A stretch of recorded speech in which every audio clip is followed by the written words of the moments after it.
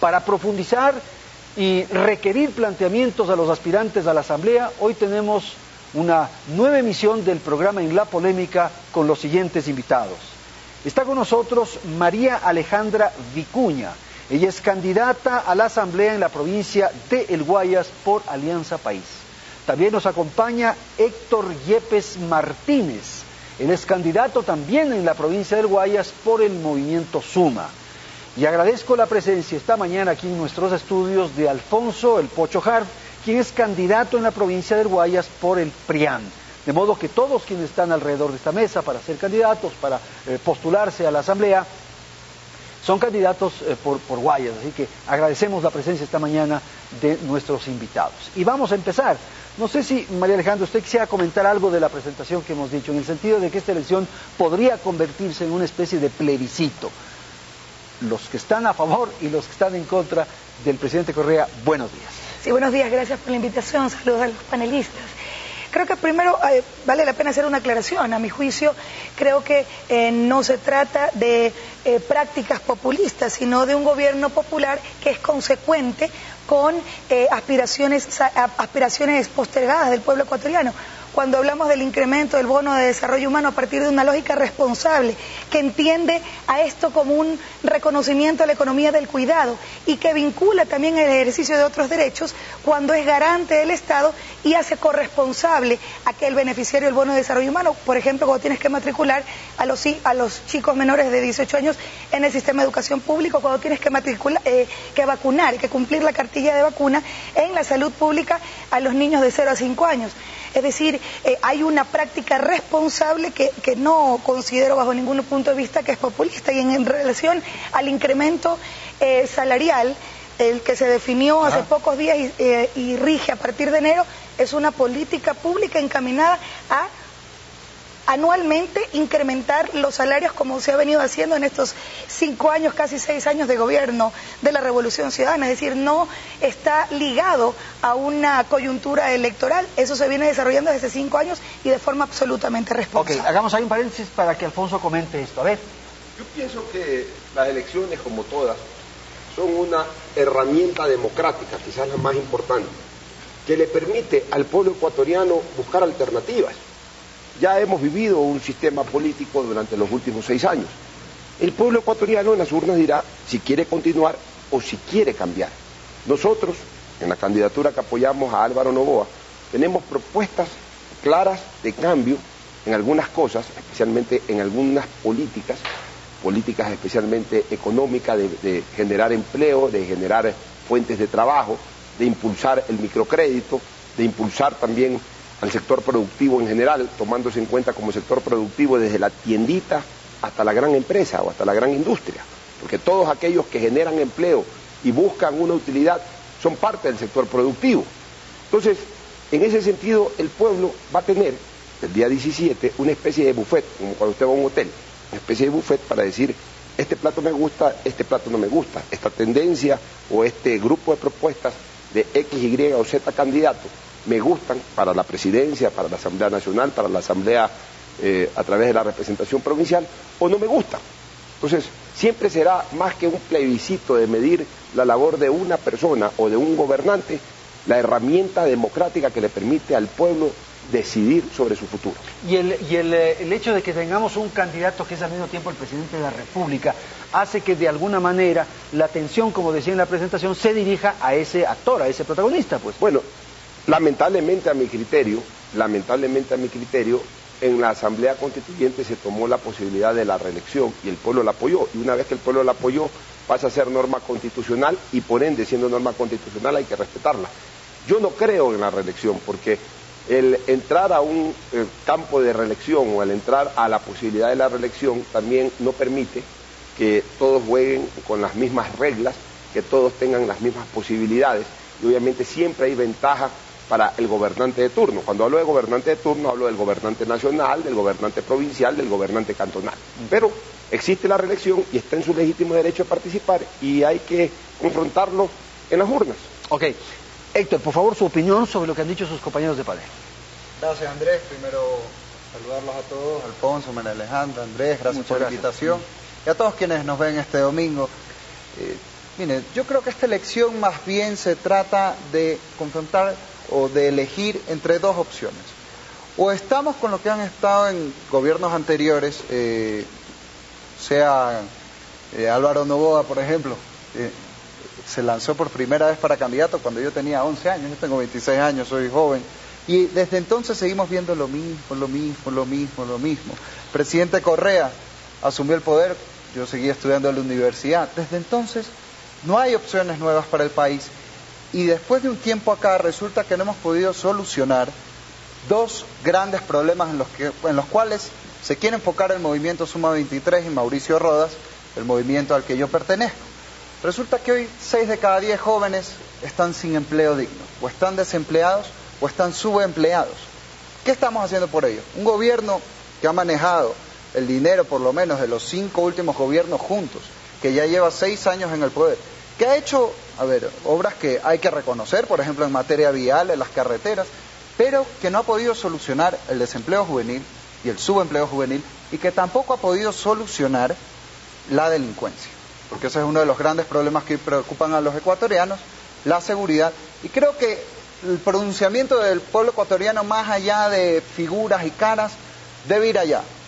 O queremos seguir con la vieja política que hemos mantenido hasta ahora, que no ha sido capaz de solucionar estos dos problemas, o queremos buscar una opción nueva de gente joven, gente fresca, como el caso de Mauricio Rodas, la lista 23, y mi caso, Héctor Yepes, para asambleísta en Guayas, que está proponiendo soluciones claras a estos problemas que aquejan los ecuatorianos y que, bueno, comentaremos más adelante. Vamos a comentar.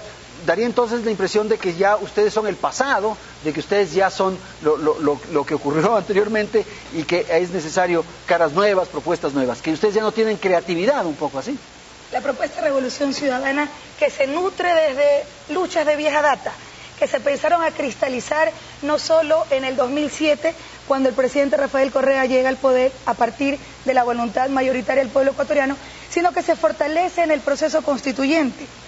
Y de ahí a la fecha hay datos duros que pueden evidenciar que lo que dice Héctor no necesariamente es cierto. Cuando tenemos cifras de que del 2006 al 2012 la pobreza se redujo en 12 puntos, la pobreza extrema de 19.9 a 9.6%, y la brecha entre ricos y pobres, que es uno de los principales objetivos, acortar esa brecha, cayó en 10 puntos en el mismo periodo, da una muestra de que se está caminando por el camino correcto.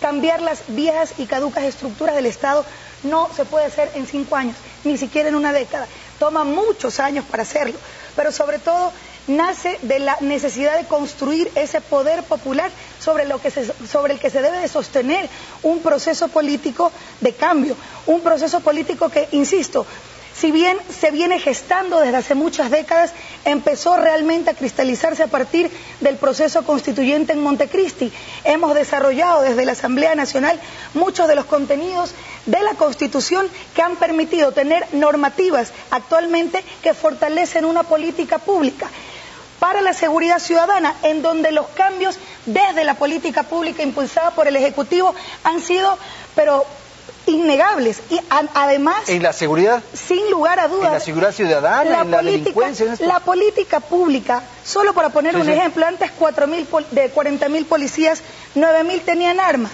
y de esos 9.000 solo tenían balas quienes podían pagarlas. Por supuesto que la seguridad ciudadana es un tema que debe analizarse desde una perspectiva absolutamente integral. La seguridad ciudadana tiene que ver con las políticas públicas para el fortalecimiento no solo de la Policía Nacional y de las instituciones encargadas de la seguridad ciudadana, que hoy se aglutinan en una de las propuestas más innovadoras de América Latina, como es el EQ 911, sino también desde la base de organizar a la sociedad para que la policía comunitaria, las unidades de policía comunitaria y de vigilancia comunitaria participen directamente con la ciudadanía. Cuando existe una comunidad organizada que fortalece la labor policial, la labor del Estado, en miras a alcanzar los objetivos de la seguridad ciudadana, solo ahí podemos construir una seguridad ciudadana. Se han dado avances importantes, falta mucho por hacer, pero hay varias aristas. Seguridad. Para mí es lo más importante que hoy... Y se ha logrado, tal como dice nuestra compañera, en este gobierno. Por el contrario, algunos del actual gobierno hablaban de que incluso existía una percepción de inseguridad, cuando la inseguridad realmente imperaba en las calles, pero de aquel día en que lo dijo, hace más de 4 o 5 años a la presente, obviamente se ha incrementado mucho más, no la sensación de inseguridad, sino el hecho real de que no vivimos seguros. Pero yo sí quiero hacer un comentario en relación a lo que dijo el candidato de Suma, que me parece que es importante definir. Yo me considero todavía una persona relativamente joven, en una edad de madurez, 46 años, pero yo creo que los gobiernos y la administración pública no se debe hacer en base a la cédula de identidad, sino en base a las propuestas. Hace 6 o 7 años, cuando llegó el economista Rafael Correa, también llegó con esa idea, de que son jóvenes, de que son nuevos, de que afuera la partidocracia, que afuera lo pasado. Y finalmente hoy existimos grupos de personas que estamos en desacuerdo con lo que se ha hecho, hay otros que también respaldan lo que se ha manejado en estos últimos 6 años. Entonces no es cuestión de si se es joven, entonces todo lo que existió antes no valió, sino qué es lo que se propone. En mi caso concreto. Bueno, no, pero es lo que yo entiendo de lo que dice Héctor es no en el tema de edad o sea, sino más bien de caras nuevas, de propuestas, de renovación. Sí, pero que de alguna manera ya lo del gobierno de Rafael Correa es el pasado. Pero es que las cosas nuevas deben de ser las propuestas, más allá de las caras. Por ejemplo, en mi caso particular para la Asamblea. Mano dura la delincuencia. Mano dura. Sin contemplaciones. Pena de sin muerte contemplaciones, incluso. La delincuencia hay que combatirla sin estar pensando en pobrecito el delincuente, sino pensemos pobrecita la víctima. 50 años de prisión, sin estar pensando en acumular penas ni nada. Directo, 50 años de prisión a todos aquellos que cometen delitos atroces, execrables, extremos o como los quieras llamar. Dígase, violaciones en general a cualquier mujer y más aún a niñas de 10, 12 años. Dígase sicariato, dígase muerte en secuestro express. A quienes cometen esos actos criminales no hay que perdonarlos, no hay que estar midiéndoles el tiempo y ojalá salgan rápido, sino ojalá no salgan nunca. Yo he hecho esa propuesta y mucha gente en Twitter me habla hasta de penas de muerte, de cadenas perpetuas. Yo no puedo estar a favor de la pena de muerte porque yo soy un hombre de profunda convicción cristiana y para mí solamente Dios pone y quita la vida. No sé si el país esté preparado para discutir cadena perpetua, pero lo que sí, una norma legal que establezca una reclusión que se convierta en una cadena perpetua en la práctica, es decir, bueno, pero 50 años para extraerlo de la sociedad. Se puede establecer siempre y cuando haya una justicia que funcione, pues. Pero porque de lo contrario, imagínense tener presos a personas que son inocentes. Bueno, pero es que un violador de una niña de 10, 12 años que tenga sentencia de ejecutoriedad porque se ha comprobado que la ha violado, pues un sicario que además tiene 20 o 30 crímenes antes y que va y mata en la calle y pega 8 o 10 tiros a una persona porque le pagan 100 o 200 dólares, tiene que ser excluido de la sociedad. Yo ahí tengo también otro punto que es muy importante. Pero después, María Alejandra, quieres hablar sobre esto, ¿no? Aquí hay un tema central. Primero, solo para que conozca la ciudadanía, porque es importante que manejen estos datos. La Secretaría de Inteligencia hace pocos meses desarrolló una encuesta a nivel de los distintos sectores cuando se está organizando las brigadas de seguridad ciudadana que permitan fortalecer la labor del Ejecutivo en materia de seguridad ciudadana, que como mencionaba, no es que no existe. Es decir, hay un avance sustancial e innegable, pero sin embargo la seguridad ciudadana tiene que abordarse desde muchísimas aristas. El 92% de los ciudadanos se siente inseguro en su barrio, porque la percepción de una sociedad insegura, alimentada aún más por una difusión mediática hasta cierto punto y en algunos casos irresponsable, cuando si habían 10 asesinatos presentan 3, pero si bajan a 5 presentan los 4. Entonces, todo eso tiene que ver y todo eso confluye en la percepción de inseguridad ciudadana, y esto no desde una perspectiva simplemente de un comentario así, sino con un sustento científico desde la perspectiva de la salud mental. Lo que pasa es que por ejemplo, las ciudades de Ecuador tienen los más altos niveles y los más altos índices de delincuencia callejera. Correcto. Entonces, todos hemos asistido, hemos visto, hemos protagonizado de alguna manera este tema de delitos. Entonces, eso se amplifica, se sobredimensiona. De ese 92% de personas que sienten inseguridad en su barrio, solamente el 12% han sido víctimas directas de la delincuencia de algún tipo de ¿Será delito. esa la estadística Entonces, tan baja? Eso es lo que mencionan las estadísticas, pero más allá de aquello, desde la perspectiva de la arista, desde el marco legal que tiene que contribuir a los objetivos de la seguridad ciudadana, en el Código Orgánico Penal Integral, en relación a lo que mencionaba Alfonso. Aquí el reducir el debate a los buenos pro ciudadanos y a los buenos pro ciudadanos y a los perversos pro delincuentes ha sido un despropósito por parte de muchos actores políticos que han reducido precisamente un gran debate nacional a la disputa en eso. Aquí todos estamos de acuerdo en mano firme y dura la delincuencia, en acumulación de penas, en fortalecer las sanciones sin lugar a dudas. Incluso, particularmente como María Alejandra Vicuña, a la Comisión de Justicia y Estructura del Estado planteé desde la perspectiva de la salud mental, como profesional de la salud mental, el que es indispensable hacer reformas en la línea. Existen patologías que no son susceptibles de rehabilitación. Un pedófilo, alguien que tiene una estructura mental perversa, deteriorada, que no es susceptible de rehabilitación, cumple la condena y no puede salir pues a las calles nuevamente, así haya cumplido su condena. Para ello va a ser necesario, para ello va a ser necesario. Ya, solo una ligencia para que él participe de inmediato, no me tomará 20 segundos. Si es que las encuestas hablan de que el 92% de los ciudadanos se sienten seguros, entonces si esas son las encuestas ya entiendo por qué la intención de voto del candidato presidente está arriba del 60%. Ok, vamos, Héctor. Para empezar, si es el 12% la tasa de gente que ha sido objeto de delincuencia, me parece una cifra bastante alta. Me da pena que a estas alturas, después de 6 años de gobierno, en que es notorio el aumento sobre todo del crimen organizado en el Ecuador, creo que eso es innegable. Hablemos de nuevo del discurso de las percepciones que tanto el crimen organizado al comienzo es otra dimensión. Este es el crimen o la delincuencia callejera. En cuanto a lo que decían de superar la gestión de gobiernos anteriores, a ver, yo reconozco lo que se ha hecho hasta ahora, pero en cuanto a reducción de pobreza, el gobierno de Lucio Gutiérrez, con mucho menos plata, redujo mucho más la pobreza. Eso es una realidad estadística. En cuanto al empleo, hoy, insisto, después de la gestión que ha sido, yo creo, buena en muchos aspectos de la Revolución Ciudadana, yo no lo estoy negando, pero lo cierto es que hoy tenemos un problema de que 6 de cada 10 jóvenes están desempleados. Están desempleados o subempleados. El subempleo es un empleo sin garantías, sin seguridad social, donde te pueden votar en cualquier momento. Nosotros en nuestros recorridos, la otra vez yo estaba en la Letamendi, por ejemplo, me decía una madre, tengo 3 hijos, 2 no pueden conseguir trabajo, 1 ya está graduado de la universidad, y mete carpeta, ¿y qué pasa? Le piden experiencia previa. Como no tienes experiencia, entonces no te contratan. Nosotros sobre eso tenemos un programa muy específico, que es el Plan de Empleo Joven. ¿Qué estamos planteando? Y a diferencia también, a veces de otros políticos, no hablo particularmente de ustedes dos, que están siendo concretos, pero a veces se dice qué se va a hacer, pero no cómo ni de dónde sale la plata. Nosotros estamos diciendo, a ver, le vamos a pagar al empresario que contrate jóvenes de 16 a 30 años el aporte que tiene que darle al Seguro Social. Entonces, si por un sueldo mínimo el empleador debería pagarle al seguro $35, le decimos, nosotros le cubrimos una especie de subsidio aporte. Sí, a cambio de empleo. Exacto, no es un subsidio solo para mantener, sino para crear puestos de trabajo, para fomentarlos.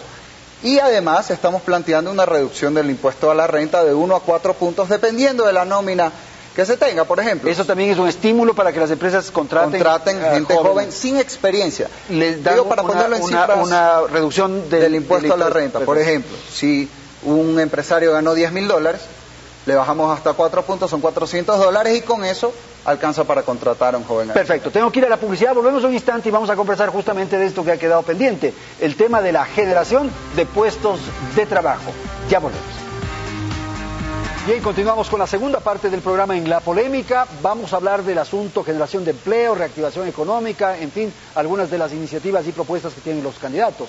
Pero al parecer quedaron algunos temas pendientes del segmento anterior, fundamentalmente seguridad. Decir que el 92% de la ciudadanía se siente segura demuestra que están fallando los números de los encuestadores del gobierno. Por eso se siente insegura en su barrio. No, dijeron que el 92% se siente segura en sus barrios. Eso fue lo que... Dije que el 92% de ciudadanos se siente inseguro en su barrio, pero que de ese 92%, el 12% ha sido víctima real de la delincuencia. Eso, de una u otra manera, pone en evidencia que la sociedad insegura, a partir de la contribución para alentar este tipo de situaciones que obviamente parten de una sociedad que vive en zozobra, en alarma, porque por supuesto que la inseguridad ciudadana es una de las principales preocupaciones que a todos los que estamos aquí, los que están afuera... Y aparece en el primer lugar de todas las encuestas, sí. Pero dejemos que termine Pocho ya con esa aclaración. Se habló del 92% de seguridad, por eso que nos llamamos. Bueno, se escuchó eso. Pero yo tengo otra propuesta ahí sobre el tema de seguridad que es importante. ¿Cuál es el duplicarle las penas cuando cometen delitos a aquellos agentes de la fuerza pública, pasivos o activos, policías o militares, que participaren, insisto, en actos delictivos? Porque no es posible que el Estado haya invertido en preparación, ha tenido gastos, para que los policías y militares sirvan a la seguridad ciudadana, tanto externa como interna, y de repente se terminen convirtiendo en autores, cómplices o encubridores del delito. Pero eso es gravísimo, Pocho, porque les puedes conducir a los miembros de la seguridad pública a no asumir responsabilidades, a no enfrentar frente al riesgo de ser... No, señor, una cosa es enfrentar el riesgo y otra cosa es... tener un trato preferencial. No, señor, una cosa es enfrentar el delito y otra cosa es ser parte del delito.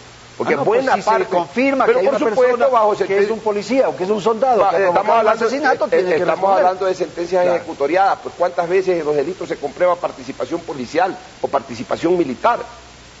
Entonces, el Estado también tiene que proteger a sus ciudadanos de aquellas personas a los cuales estos tienen confianza. Usted cuando ve a un policía en la esquina se siente seguro, cuando ve a un militar en la esquina se siente seguro, pero ¿qué resulta si el policía o el militar está formando parte del delito? Tiene que sancionarlo, y tiene que sancionarlo doble porque tiene que haber escarmiento. A eso yo llamo mano dura. Tratar de destinar la construcción de leyes y la aprobación de leyes que le den un poco más de tranquilidad a la ciudadanía por un lado, pero que tengan un efecto coercitivo mayor contra delincuentes o contra personas que en lugar de luchar a favor de la ciudadanía terminan actuando en contra de los ciudadanos. Héctor. A ver, es verdad que en este gobierno yo creo que la percepción, por lo menos, de la inseguridad ha aumentado significativamente. Lo dije, sé que no estamos en el tema de crimen organizado, pero es parte de eso, el sicariato, etcétera, ya vamos allá. Pero en cuanto a la delincuencia común, nosotros creemos que la principal solución es la generación de oportunidades. Todo lo demás son soluciones parches, temporales, de corto plazo, que hay que implementarlas, pero lo principal es generar empleo. Por eso insisto en la propuesta que tenemos de empleo joven, para que la juventud actual se inserte en el mercado laboral y no ingrese un caldo de cultivo de la delincuencia, además del vicio de las drogas, que es una de las principales preocupaciones hoy de la juventud. Y también pensamos fortalecer la Policía Nacional, estableciendo mecanismos cercanos de cooperación con los gobiernos locales, por ejemplo las alcaldías, lo que son los gobiernos provinciales, que tengan su propia policía que trabaje de la mano con la Policía Nacional, porque ellos son los que están más cerca de la gente. En Guayaquil, por ejemplo, a veces pasa que hay policías que vienen de otras regiones que ni siquiera saben dónde quedan las calles. Ha pasado, yo le digo, yo soy abogado y he estado ahí. En cuanto al aumento de la inseguridad, pues a mi hermano, por ejemplo, le han robado 3 o 4 veces un colectivo. A mí la semana pasada me sacaron el retrovisor del carro fuera de mi casa en Córdoba y Mendiburo, en el centro de Guayaquil.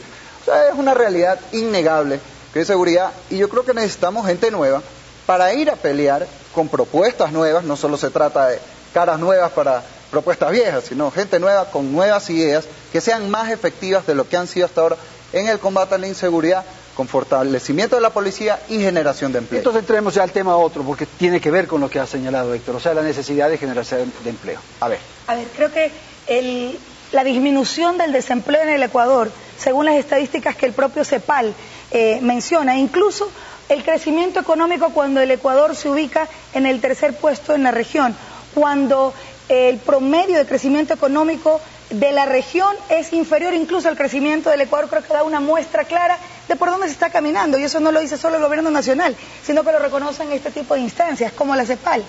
Pero no solo ello, creo que datos duros demuestran que, por ejemplo, no solo con la generación de empleo, que es fundamental y ha sido un objetivo siempre de la Revolución Ciudadana, no solo el haber incorporado en la Constitución el artículo 39 para convertir a los jóvenes en verdaderos actores estratégicos del desarrollo, sino que eso tiene que aterrizarse.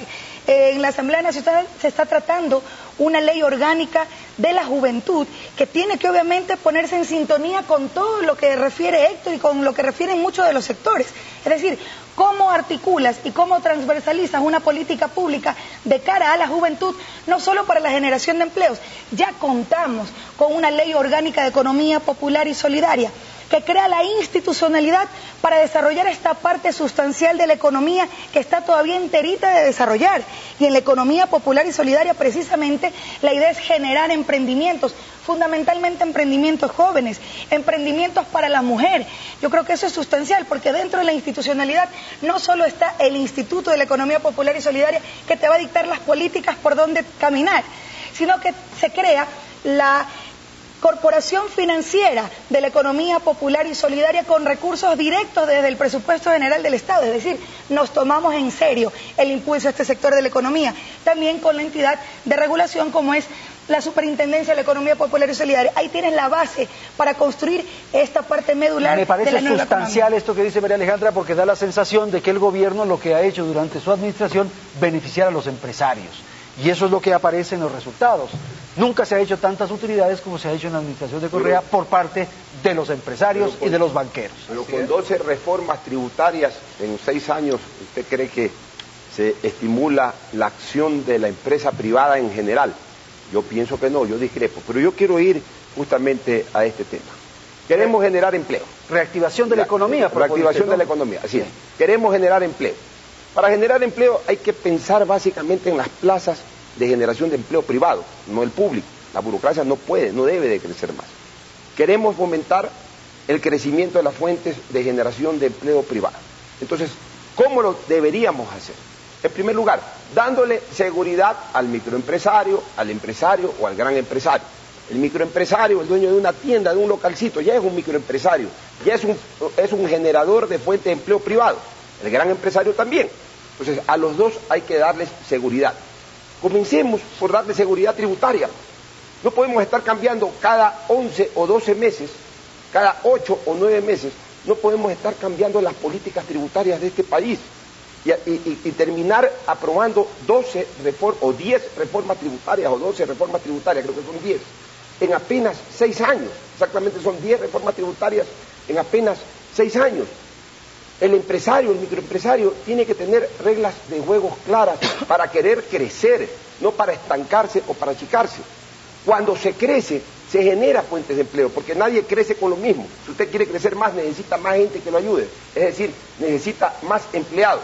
Cuando usted tiene más empleados, hay más gente trabajando, es decir, más gente con bolsillo en los dineros. Cuando usted tiene más gente con dinero en los bolsillos, con dinero en el bolsillo, usted tiene más consumo. Cuando usted tiene más consumo, le crece pues el ingreso al Estado por el IVA. Bueno, pero ahí es necesario definir el rol del país. Ocho, ahí es necesario definir el rol del Estado, porque claro, hay que promocionar, impulsar, desarrollar a la empresa privada. El rol del Estado, pero el Estado se pone duro, fuerte. El rol del Estado tiene que ser un estimulador de la generación de empleo privado, no un cobrador de impuestos a la renta. Claro, y de trabas, y de papeleo, y de burocracia. Y entonces el pequeño tendero al que usted se ha referido tiene que destinar su empleo. Probablemente el 60% de su tiempo a hacer trámites. Exactamente, entonces hay que estimular al microempresario con líneas de créditos, como por ejemplo lo que está proponiendo Álvaro Noboa. Álvaro Noboa en campaña, ¿a qué se está dedicando? A visitar a personas que incluso en este momento están desposeídas y los está estimulando en la creación de microempresas. Antes ayer montó un restaurante, una señora estaba en Soletas, asimismo anda visitando diferentes sitios y está impulsando la creación de pequeñas fuentes de trabajo. ¿Qué es lo que hay que hacer? Entonces, ¿cuál es nuestra propuesta en el ámbito legislativo? No más impuestos. No podemos reducir los impuestos, porque eso no le corresponde al legislativo, sino solamente al ejecutivo. Pero el legislativo sí se puede parar tieso y decir, no más impuestos. La gente no tiene por qué seguir pagando más los huecos fiscales. La gente necesita plata para produciendo, vivir, hacer crecer su negocio, generar fuentes de empleo y no mandar toda su plata al SRI. Ya. Sin duda el objetivo que todos compartimos en el Ecuador y especialmente la juventud es que queremos oportunidades, queremos estudiar y salir de la universidad o el colegio, bachillerato o estudios técnicos para conseguir un empleo. Dentro de eso tenemos, insisto, la propuesta de empleo joven. A mí me parece un resultado deficiente, yo creo, del actual gobierno, el hecho de que hoy todavía sigamos con un 60% de jóvenes desempleados o subempleados. Es verdad que vio crecimiento económico, eso no lo vamos a dudar, atado eso sí un poco de las bonanzas petroleras, pero los resultados ya en cuánto le ingresa a cada persona, que es lo que al final nos debe preocupar a quienes estamos haciendo política, yo creo que pueden mejorarse sustancialmente. Dentro de eso hay que fortalecer el aparato productivo. El Estado no debe ser el motor principal de la economía, sino un regulador efectivo que impulse a la iniciativa privada. Yo en eso concuerdo.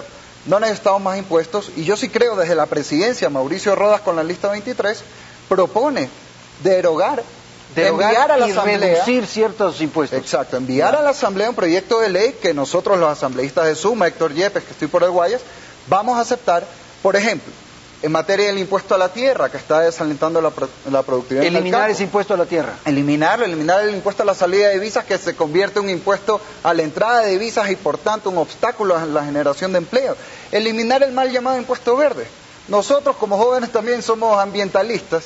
Tenemos a nuestra candidata a la vicepresidencia de Suma 23, Inés Manzano, que es una reconocida ambientalista guayaquileña, pero ese impuesto de verde no tiene nada. Entonces, ¿qué pasa? En la clase media, por ejemplo, en sectores como Sauces, la Marta de Roldós, en Guayaquil, o la parroquia García Moreno, a mí me dice a veces gente, oiga, queremos comprarnos un carro y no podemos, porque resulta que los aranceles ahorita tienen los carros por las nubes. Y nuestro carro viejo, mantenerlo, se vuelve más oneroso porque la matrícula ha aumentado con el impuesto. Y al mismo tiempo, también uno piensa es que no hay transporte público eficiente en las ciudades. Y eso es algo que hay que apuntalar.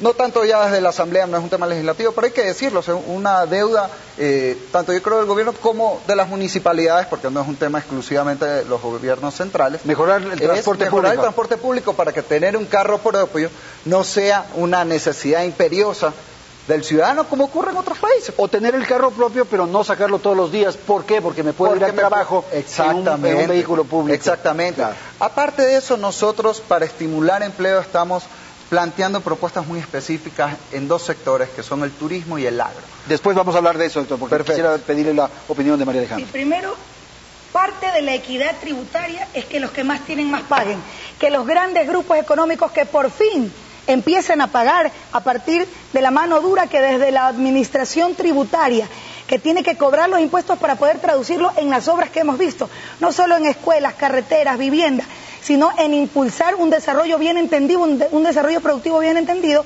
que ha reflejado ese crecimiento económico que se ubica al Ecuador en el tercer puesto en la región. Creo que eso es evidente. Y por supuesto que algunos actores políticos, y supongo que quien preside el PRIAN, coidiario de Alfonso, estará pues totalmente en desacuerdo con los impuestos, porque él es uno de los principales grupos de poder que vemos cuánto ha evadido y ha eludido históricamente y que hoy se opone a aquello. El decir no más impuestos es, así por decirlo, me parece que es una actitud irresponsable, porque a partir de los impuestos, partiendo del principio de la equidad tributaria, el que más tiene, más paga, es para sustentar precisamente toda la acción que desde el Ejecutivo se da. Y cuando menciona Héctor que ahora se tiene más plata en las arcas del Estado a partir del petróleo, ¿pero por qué? Pues porque antes el billete del pueblo ecuatoriano, a partir de la venta del petróleo y de nuestros recursos estratégicos, se lo festinaban las transnacionales. Hoy, si antes de cada 100 barriles, 80 iban para el bolsillo de las transnacionales y 20 se quedaban tarde, mal o nunca para el Estado ecuatoriano, lo que se planteó en la constituyente, lo que se inscribió en la Constitución, lo que legitimó el pueblo ecuatoriano y lo que a partir de una política pública coherente para rescatar la soberanía sobre el manejo de nuestros recursos estratégicos es lo que ha permitido tener los recursos suficientes para traducirlo en obras concretas que van en beneficio directo de la gente. A mí me parece que puede ser irresponsable el plantear una derogación, una eliminación de los impuestos porque estamos en un proceso electoral. Pero también me parece irresponsable no decirle la verdad a los electores. Sí vamos a incrementar los impuestos. ¿Qué es lo que ocurrió en las elecciones pasadas? No solo el no incrementar, recordemos que los asambleístas no pueden plantear incrementar impuestos, eso tiene que venir de una iniciativa del Ejecutivo y por supuesto debatirlo al interior de la Asamblea Nacional. Una cosa, y más allá que la derogatoria de las normas legales que establecen los impuestos tienen que salir del Ejecutivo, no del Legislativo, pues como decía yo anteriormente, el Legislativo sí puede decir no más impuestos. Pero yo veo que hablan mucho de los pagadores de impuestos y de los evasores de impuestos y todo. A mí sí me gustaría saber en alguna ocasión cuánto se ha recaudado por impuestos por todas aquellas personas cercanas a los círculos de gobierno o al círculo de gobierno. Y sin embargo se critica, por ejemplo, al líder del PRIAN, que ha sido uno de los mayores pagadores de impuestos durante muchos años. Y entonces se reclama de que le falta algo, que hay que comprobarse si es que le falta algo. Pero ¿por qué no se reconoce lo que sí se ha pagado por él y por otros empresarios, que son justamente los que a través de generar empleo, a través de generar producción, pagan impuestos? Y con ese pago de impuestos es que el gobierno hoy reivindica ciertas obras de construcción, de obra pública y otras cosas más. Gracias a lo que pagan los impuestos, los que trabajan, los que generan empleo, entre ellos Álvaro Noboa, es que se puede pagar la educación pública, se puede pagar la salud pública, se puede pagar la obra pública.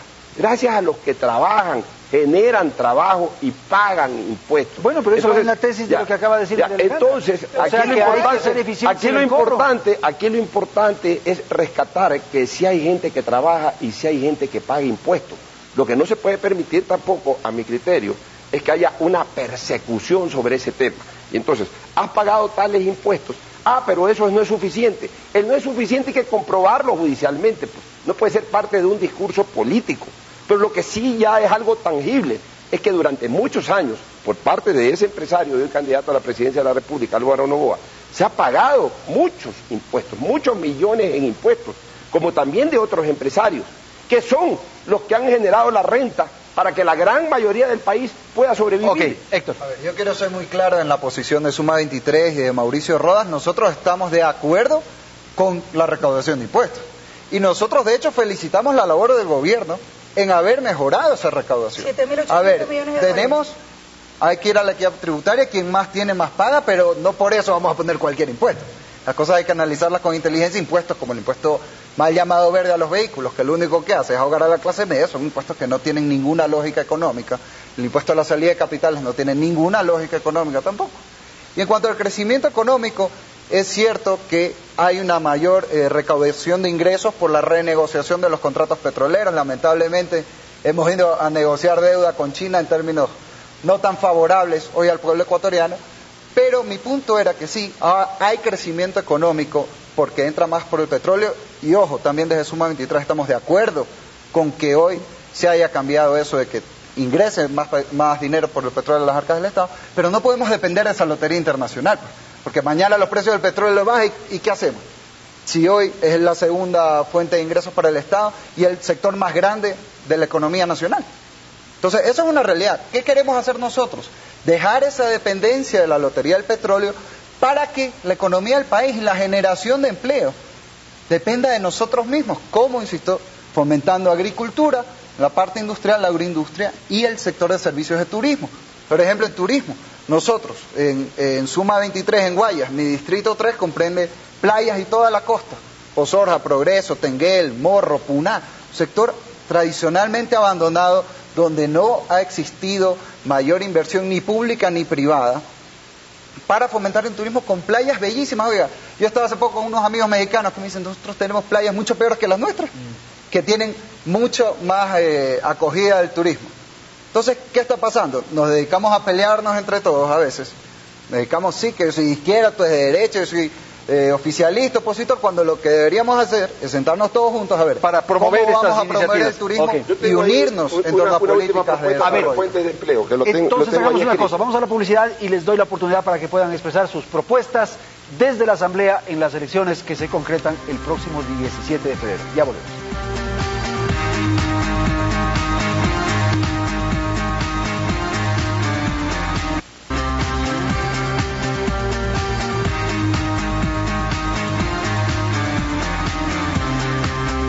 Bien, estamos entonces en el segmento final de participación de nuestros invitados y me parece que es conveniente para mejor conocimiento de la ciudadanía conocer cuáles son las propuestas que tienen los candidatos. De modo que vamos a destinar estos minutos para que ustedes resuman lo más rápido posible cuáles son justamente los planteamientos para ir al Parlamento. Empecemos con Alfonso. Bueno, yo ya he hablado de mano dura, la delincuencia, de reactivación de la economía. En reactivación de la economía y fuentes de generación de empleo tengo una propuesta justamente para los jóvenes.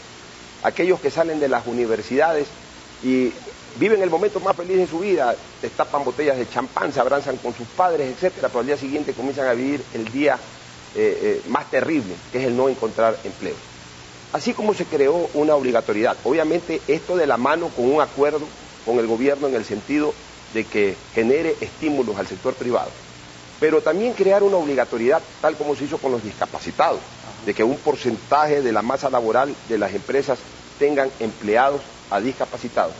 Yo creo que las empresas grandes que pasen de 100 o más empleados deberían de también tener una norma obligatoria que implique que un porcentaje de su masa laboral sea destinada anualmente a la incorporación de jóvenes universitarios que no hayan salido de las universidades más allá de 3 años con títulos universitarios, porque es la manera de renovar la gran masa laboral ecuatoriana, con gente joven que entre, así como hay gente que ya después de cumplir muchos años con una sale. disposición de ley, dice usted.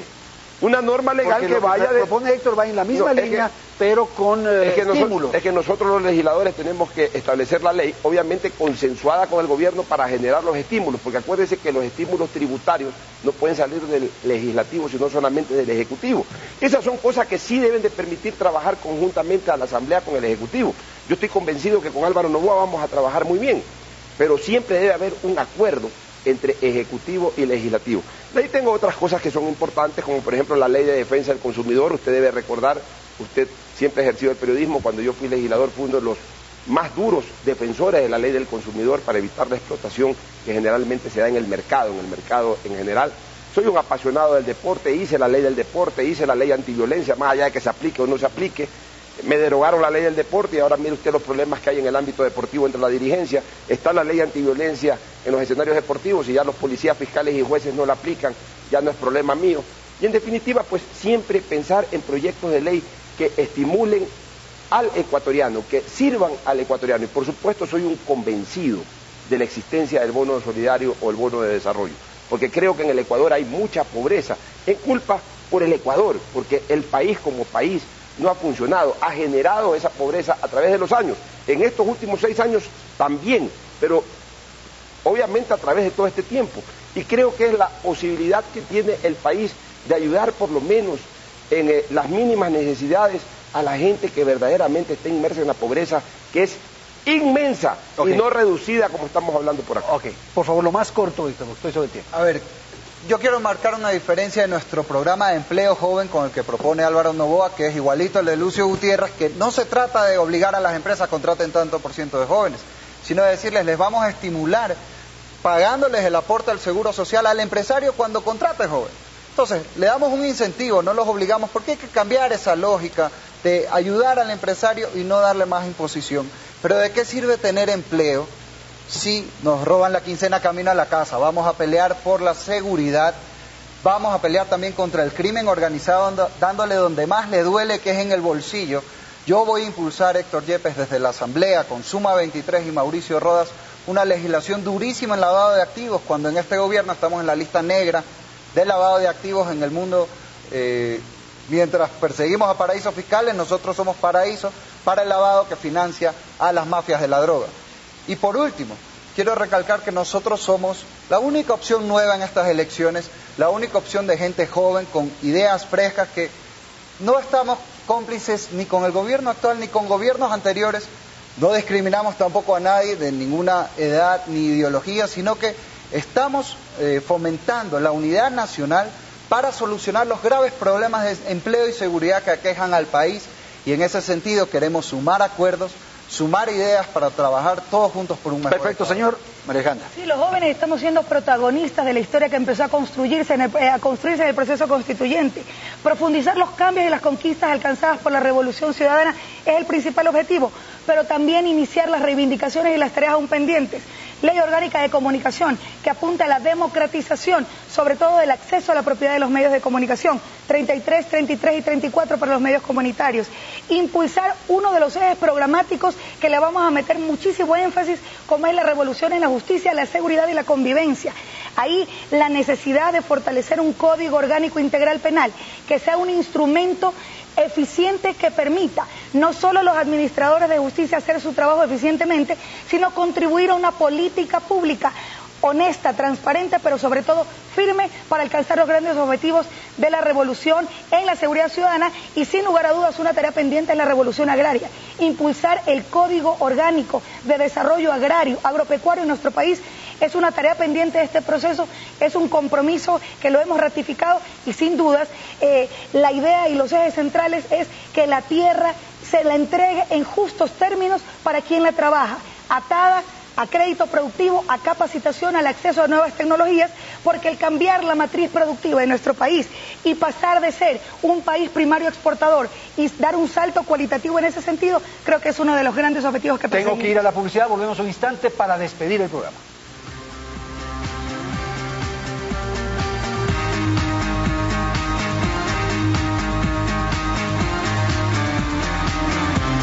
Bien, aquí nos despedimos. Quiero agradecer la presencia esta mañana aquí en el programa En la Polémica de Héctor Yepes, candidato por el Movimiento Suma en la provincia del Guayas, Alfonso Gar, también candidato en la misma provincia por el PRIAN, y María Alejandra Vicuña, que va a la reelección en la provincia del Guayas por el partido de gobierno Alianza País.